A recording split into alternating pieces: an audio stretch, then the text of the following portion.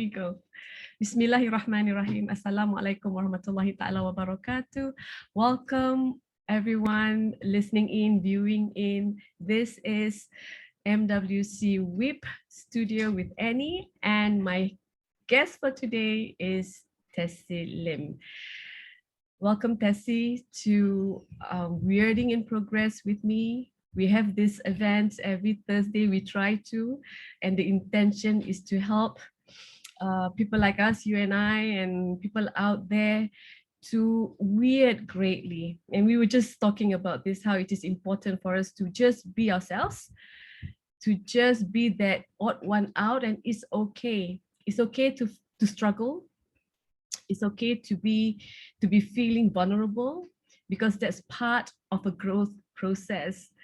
And every week I try to invite a coach like you, or a trainer, or a professional speaker to share their strength and their wisdom, so we can take away nuggets of it and apply it in our lives, so that we are a little bit better tomorrow than we are yesterday. We were yesterday. So Thank you for welcome inviting again. me. Thank you. I know you and your loved ones are grieving right now, and I extend my deepest condolences for your loss, Tessie. And quite timely, our topic for today is dealing with grief, and we want to hear your take about it. You know, what is grief, and how do we know that we are grieving? So over to you, Tessie. Grief is complicated. I'd say it comes in waves, because there's times when I could feel good in the sense that I didn't feel the pain, and then you go about doing something, and like you're washing up after lunch, and it comes back and hits you again. So I would describe it as a fluid process, because your energy is meshed with your memories of, I would say, loss.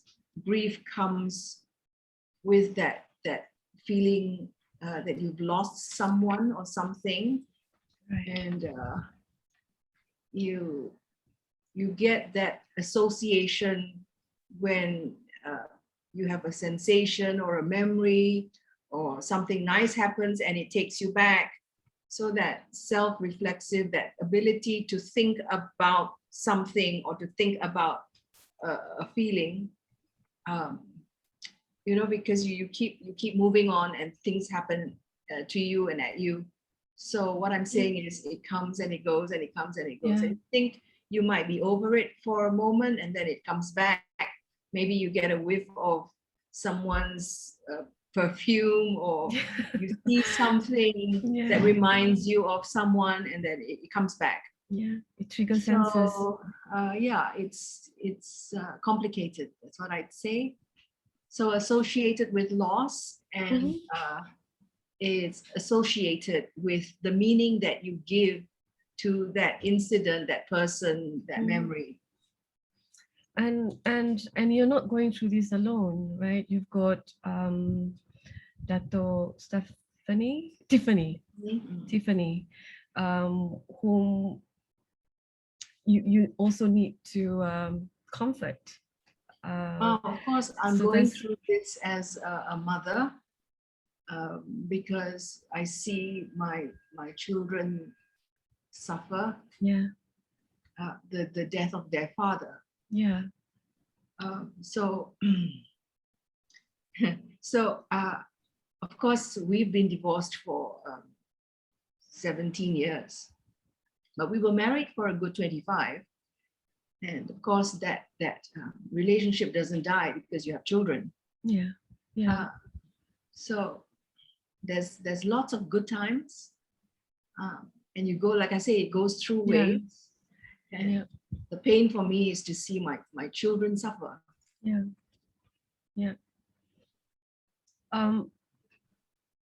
I guess now is the right time to ask about how do we best deal with this, right? There's us, the ones suffering, and then there's outside of us, the people that we love, and we feel that deeply. When they suffer, we too suffer.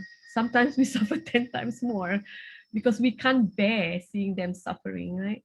So how do we take care of ourselves? How do we deal with this?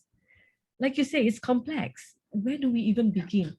So I've been telling my children that it's an emotion to embrace, to accept. Acceptance of one's emotion is the biggest healer. Instead of denying, instead of saying, I don't feel this, just say, I accept that I'm feeling depressed. I accept that I'm in pain. I accept that the memories hurt. I accept that I want to be alone or I don't want to be alone. I accept that this is what I need, and I'm going to give myself what I need so that I can feel better, so that the healing can take place. So the healing actually comes from the, what do you call it? The acknowledgement of the feelings. And instead of suppressing and saying, because I'm feeling so bad, I need to go out and be with a lot of people, and I need to, or shut myself away from people, or I can't take what people are saying. So no, to accept it all, that this is what I'm feeling and this is what I need right now, and to honor that and give yourself as much of that as possible. And every one of us grieves differently. Some might feel waves of relief, even relief, and feel relief and then guilty about the relief. And how could I possibly feel relief when somebody I so truly admire and love has gone? But you see, it's all valid, because the person could have been in pain, and you did want to have that person to be at peace. I hear you, but how do we, we've got these strong needs, right? Like you said, we all grieve differently, but what if my need is actually to be around a lot of people? Then go for it. But that's not sustainable, right? I mean, I cannot be with a lot of people all the time, and plus the condition that we're living in right now, it's not permissible for us to be that and do so, right? Or I just want to go into my room, leave me alone for the next 2 weeks. I just don't want to meet anybody. But that's listening to me. That's what I want. But is that right? I think the healing comes from knowing that the incident or the passing doesn't affect you in a sense that you cannot function as per normal.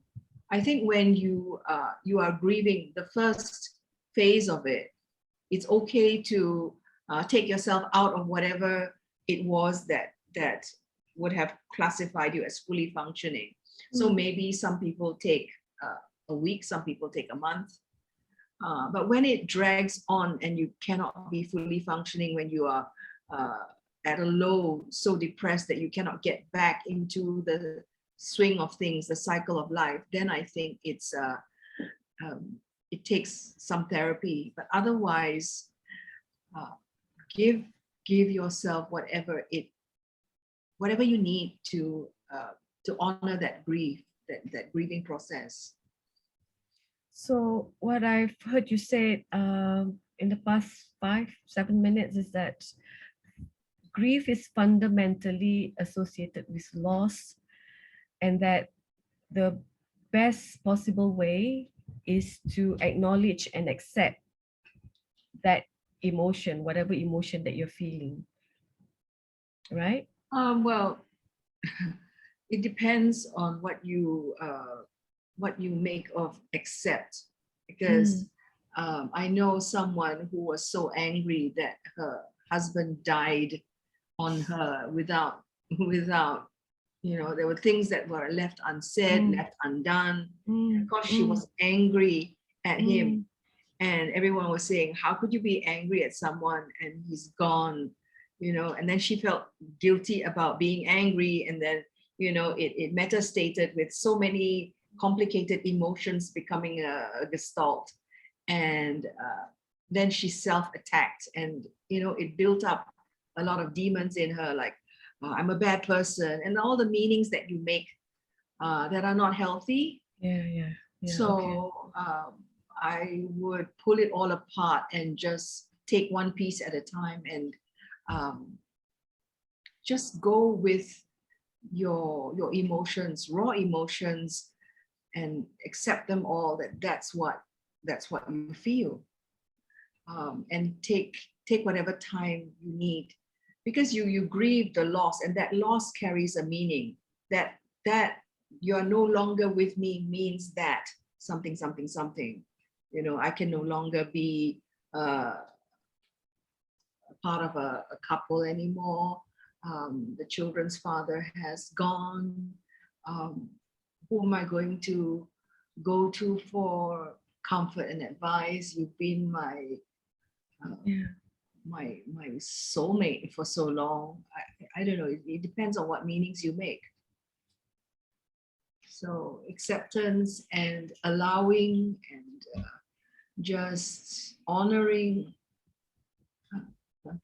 wearing every emotion with love and gentleness and acceptance and kindness to oneself.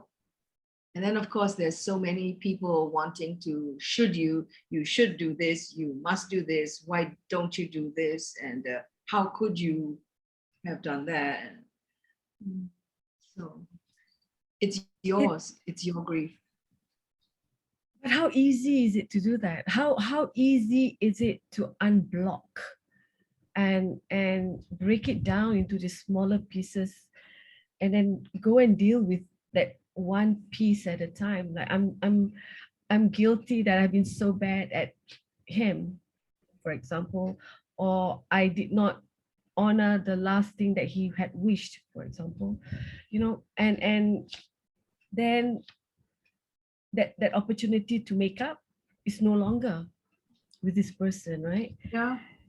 And that's hard. I hear that self-blame in those words, Annie. Sometimes we want to be aware that self-blaming may not be the answer, because some people have accused me of romanticizing the person, glamorizing the relationship. Oh, now that he's gone, he was a saint, a martyr. But no, people all have our duality, right? We can be good and bad. We can be this and that. Yeah. Hence, but that's why the acceptance comes in, and the willingness to just allow and accept. They were that to me. They were some other thing to some other people, and that's all okay, because it's a continuum of, he can be so many things from here to there. Yeah. And it's to allow whatever he was to be, whoever he was.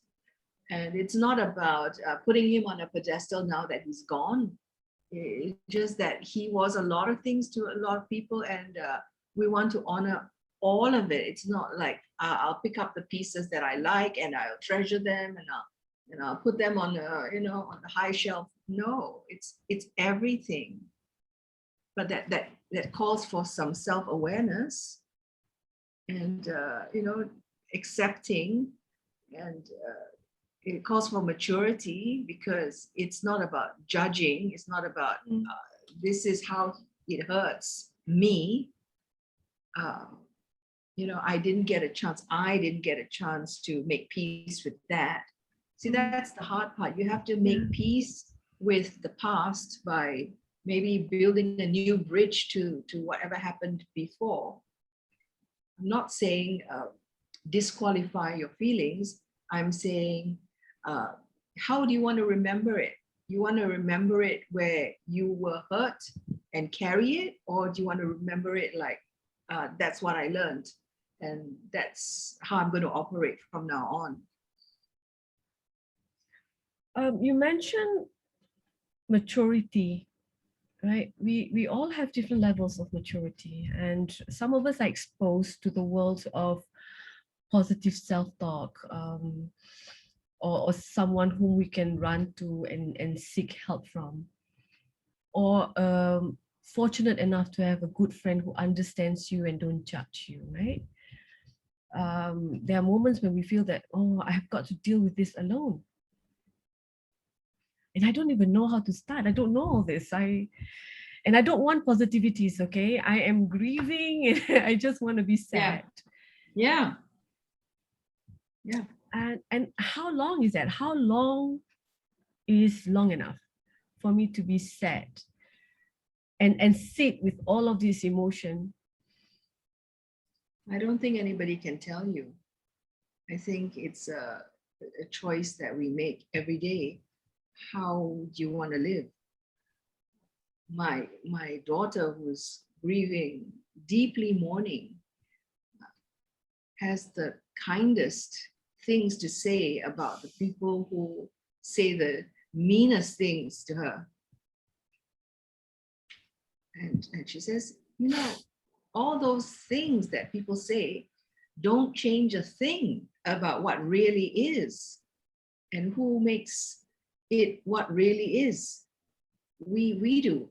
So we make our own meanings, and this is where we take the driver's seat and make the decisions, because that's where our power lies. We take ownership of our own grief, of our own directions, and the meanings we make in this life. We make it all belong to us. We take ownership of it, and we go from there. And she's just that's very amazing. empowering. Amazing. Indeed. So taking charge lah, basically, yeah.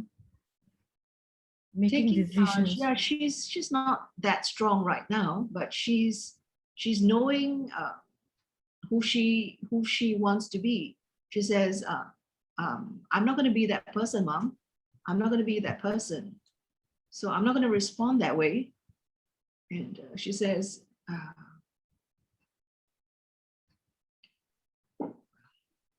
her father had, she has her father in her. Sweet.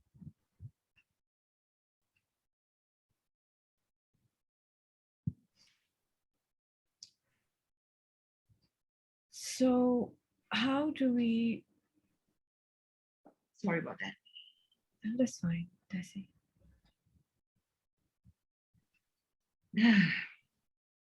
So you're grieving. What? It comes in waves. Yeah, it does. It does. I don't understand why people can be so mean at times like this when people are grieving. But that brings us to the next question. How do we support people who are grieving? I told you, I thought 100 times before reaching out to you, because my make is that I know you need space. I've shared with you my love, and I want to allow you that space. So I thought 100 times before inviting you to do this with me, and you've been so kind to say yes. But that was effort on my side, right? And that is because I don't think I should, but some part of me want to, so I went for that. But that's the reality for a lot of people out there, Tessie. How do we help friends who we know are grieving? I think your reaching out helps me. Talk it out helps me. Sharing and being and having my grief witnessed helps me. Not trying to shame griever, not trying to say oh, it's going to get better soon, don't worry. That doesn't help a griever. Okay, yes, You that's know, painful to how, hear. how could you be so Yeah, emotional about someone you're not with anymore? you get that? Uh, so yeah, I think grief needs a witness. I think grief needs a space. I think grief needs to be seen and heard and felt openly, minus the feeling small, feeling diminished, feeling wrong, feeling guilty, feeling shamed. I think grief needs an outlet. And everybody has their own way. Like I said, some people need space, some people need company, some people need to go out in the open air. Like I've been walking my dog every day, playing with him, That helps. getting into the body rather than into the mind, running in the park helps. So yeah, the point is the space. And what I've come to realize is when people go, it's their soul that lives on. Their body has gone. So I mean, like when I grieved my divorce, I was so whacked about, like, how could this man who has professed to love me all my life and to look after me just leave me? Just how can we break up a beautiful family? And then, of course, time has taught me that every one of us is a soul, and we cannot control souls. We cannot control life. We can think we might imagine we can control people or minds, not even bodies. You can't tie someone to the chair. You can't, that's why they say marriage is like a ball and chain kind of suffering. No, you can never ever control a soul, a spirit, a human being. And when it's time that they should leave, it's to celebrate that next part of the journey. So I learned that firsthand, and it made me able to let go and to remain really good friends with the father of my child.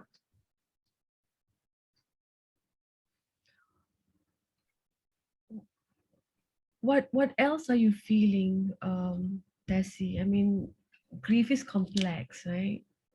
What bothers you sometimes? What else keeps coming back that you feel is a little bit harder to control than the other? So what am I grieving? For a mother to see her child suffer.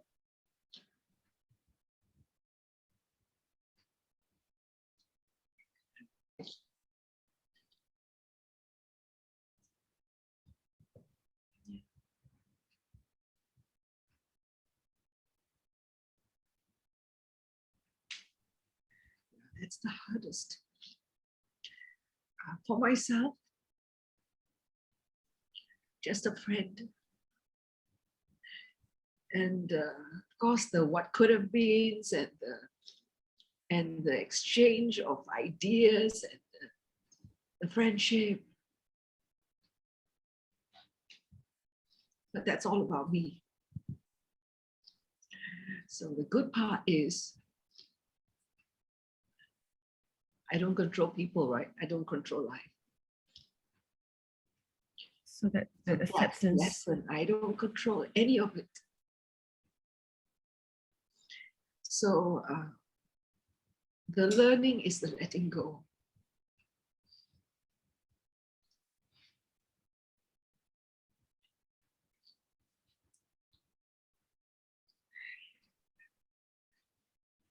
Datuk Tiffany's strong, as you had described her earlier. And she has a strong mother. supports her. I'm so grateful for being able to share my story, because people feel alone, especially at a time like this. People feel confused. Yeah. People feel like they're displaced. Like, where's my rock? Where's the life that I know? Where's the stability? Where's the pattern that I understand? Yeah. You know, you have a house in your head. You think you know where all the rooms are, and suddenly The house comes crumbling down. yeah. And everything shifts, and you need to become a different person for the sake of your children, for your sake, for the sake of the people around you. For the sake of continuity, yeah? Yeah, so it's all good. Because, like I said, you don't control the soul. Everyone has their own journey. My child is not my child. She comes from me, but she's her own person. Mm. And my job is to honor that soul, and all the souls who come into my life and into my space.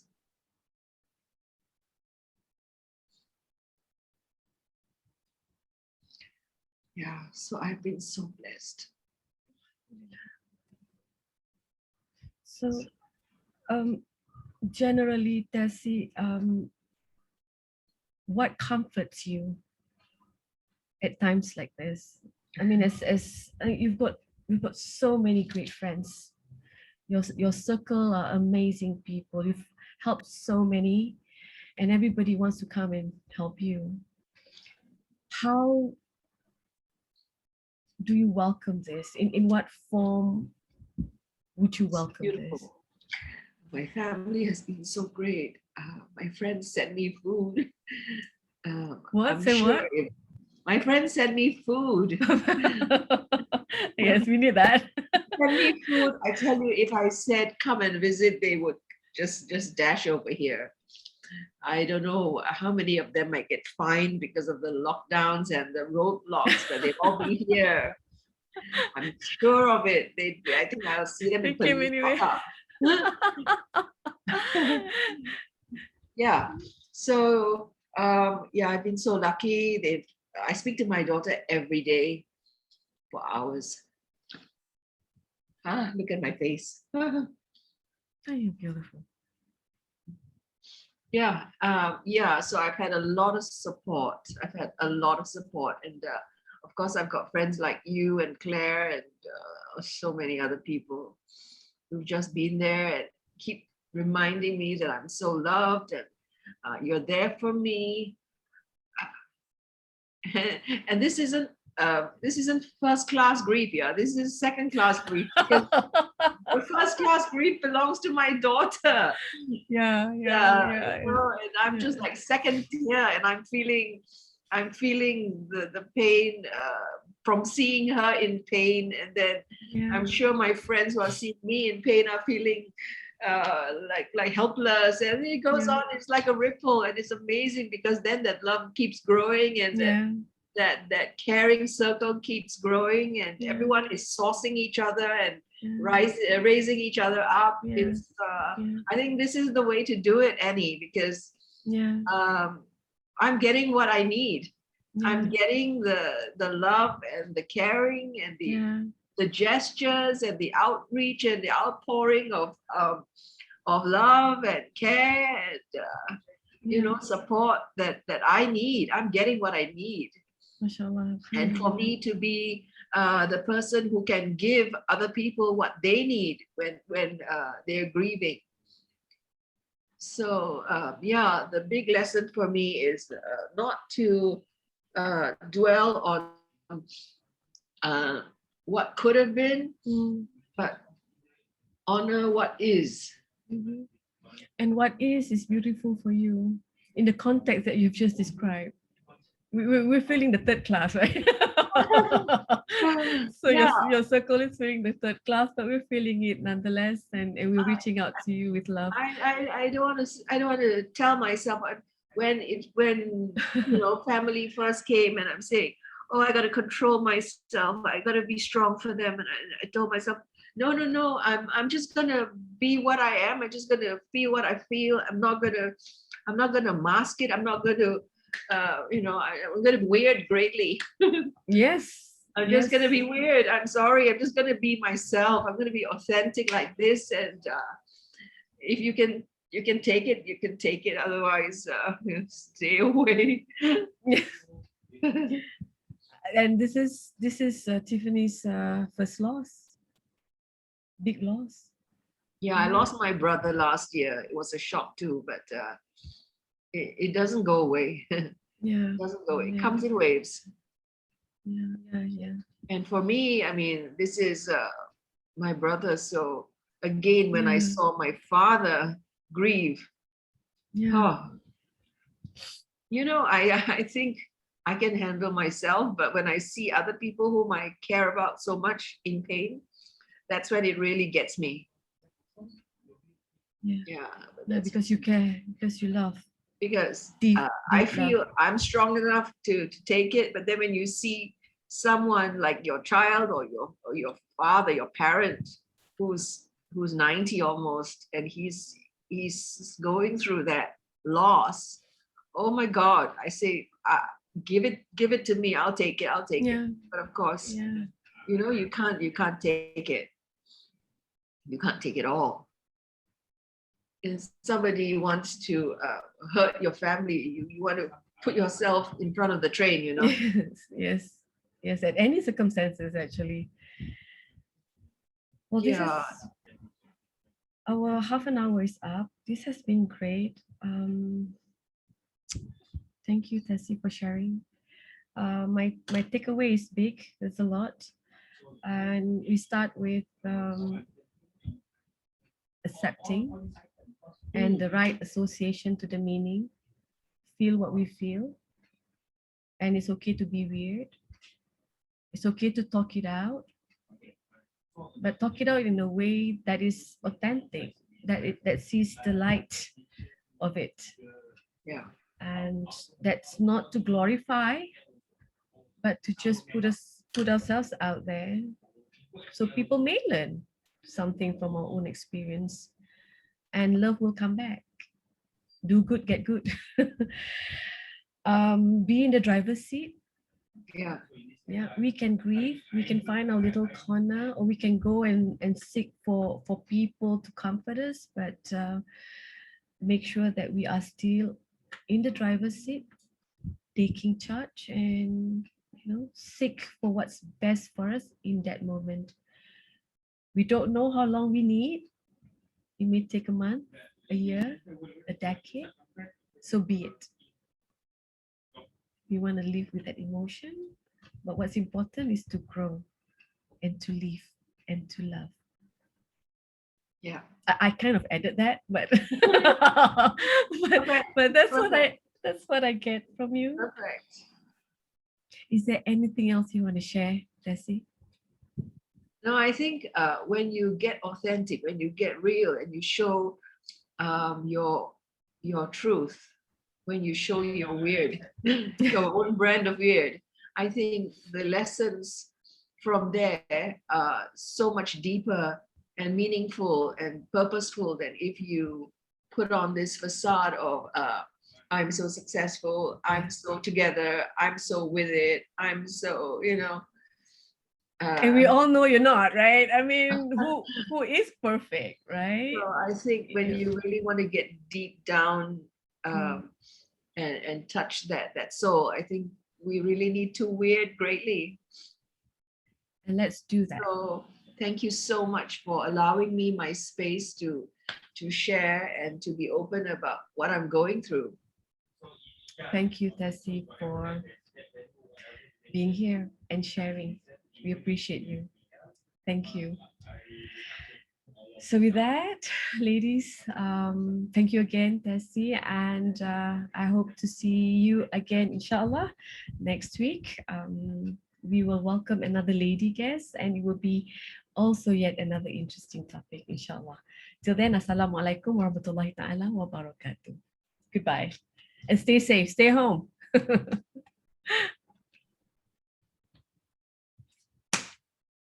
We're done. How was it? How was it? Are you okay? How do you feel? It was hard.